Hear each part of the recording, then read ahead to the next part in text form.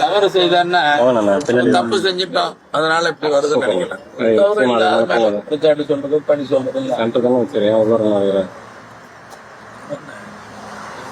வளர்ச்சி பரப்பாதுன்னு சொல்றீங்க. இல்ல திருப்பி கேள்விகளை கேட்கறது ஒருத்தர் கேட்கறது பதில் சொல்லக்கூடாது. இது உட்கட்சி பிரச்சனை. நீங்க கேட்கிற கேள்வினால சிலது எங்களுக்கு வேதனைப்பட்டாலும்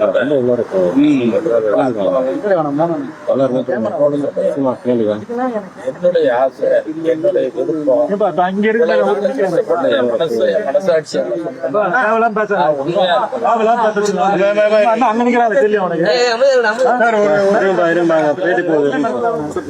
ஒரு விஷயம் பாட்டாளி மக்கள் கட்சி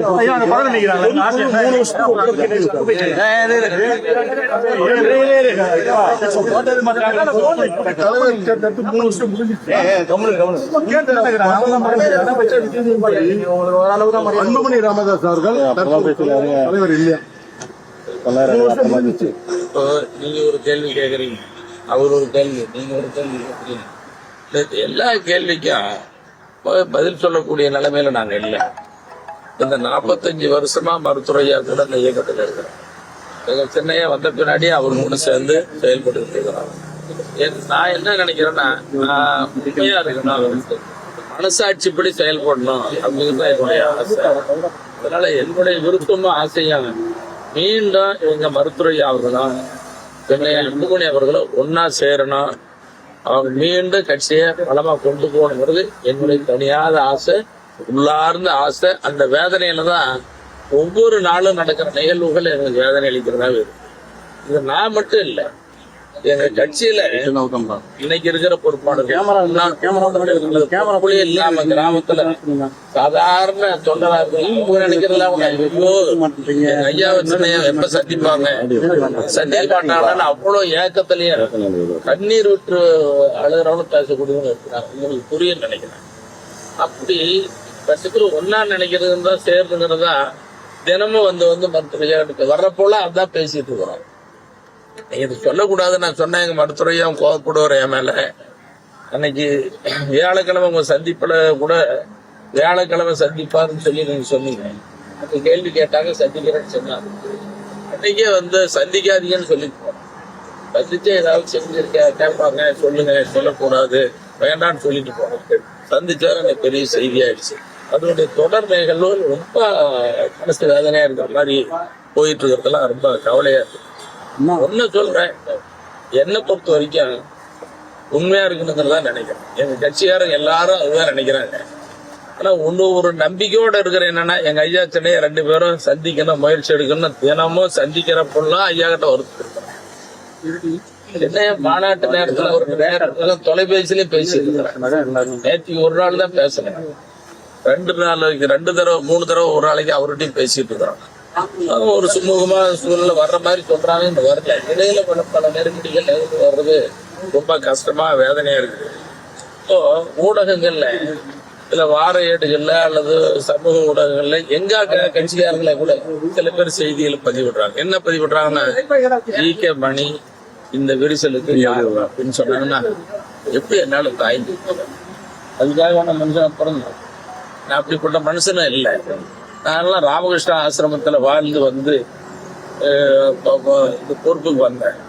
அப்படிலாம் பதவிக்கு பணத்துக்கு இது பிரிவுன்னா நான் இருக்க வேண்டிய இடம் எங்கேயான்னு இல்லை போகலையே. ஜி.கே. மணி கட்சி விட்டு போறா என்ன யாரு சொல்றது, எப்படி பேசுறது, யாரு கனவுல கூட நினைக்க முடியல. அந்த செய்தி எங்க உதவியாளர் காட்டிட்டு ரொம்ப கண்ணீர் விட்டு அழுதுனான். இதெல்லாம் எல்லாம் சொல்ல முடியாது. அப்படிப்பட்ட நிலையில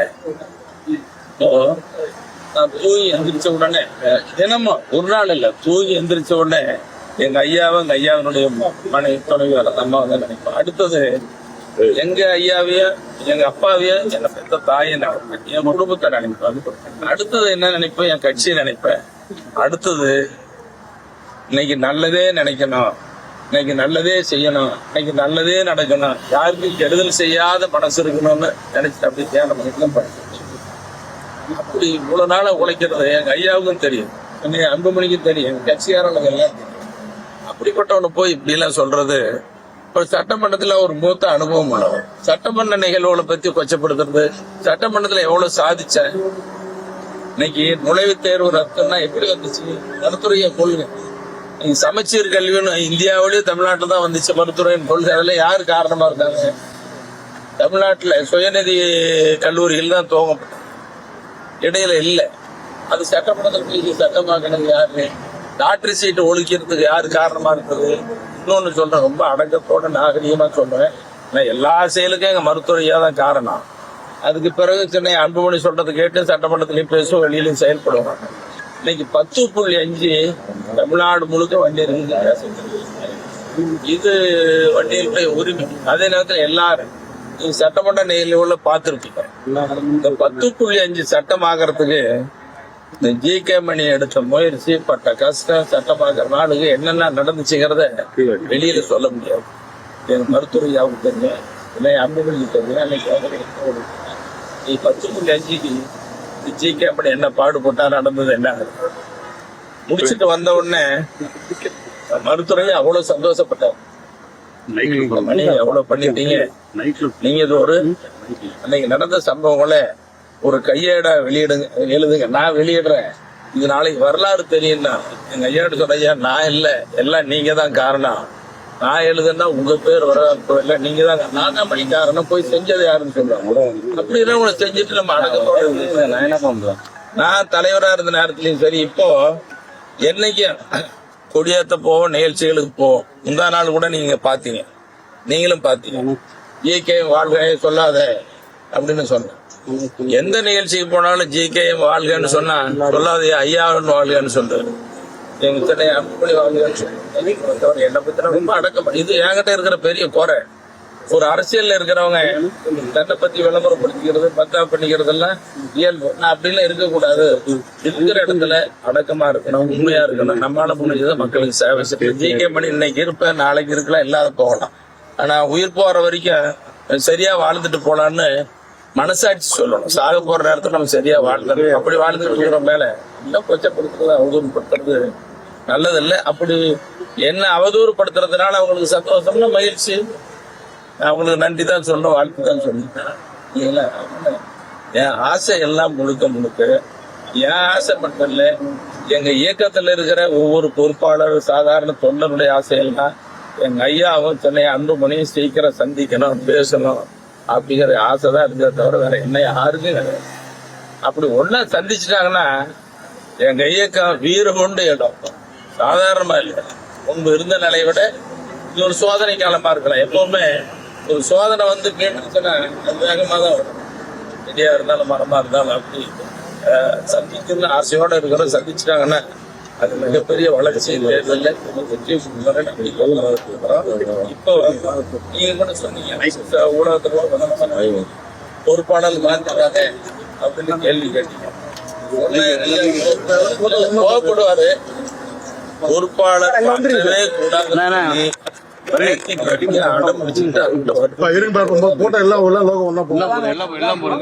எந்த பொறுப்பாளர்களையும் மாத்தக்கூடாது, இருக்கட்டுங்க, பொறுங்க, அவசரப்படாதீங்கன்னு சொல்லி அவர்கிட்ட ரொம்ப வற்புறுத்திட்டு இருக்கிறேன். அப்புறம் அவர் எடுக்கிற முடிவுக்கு நான் ஒண்ணும் பண்ண முடியல. அப்படி இருக்கிற போய் சொன்னா எப்படி இருக்கு? அதனால நான் மீண்டும் கேட்டுக்கிறேன், ஊடகத்தில் இருக்கிற நீங்களும் கொஞ்சம் ஆதரவா இருங்க. ஒரு நேரத்துல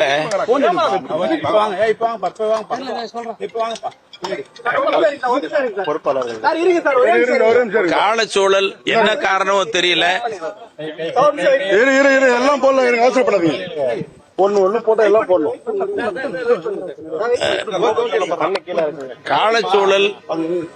காலச்சூழல் என்ன காரணமோ தெரியல, ஒரு நெருக்கடியான சூழலை எங்க கட்சியில உருவாயிடுச்சு.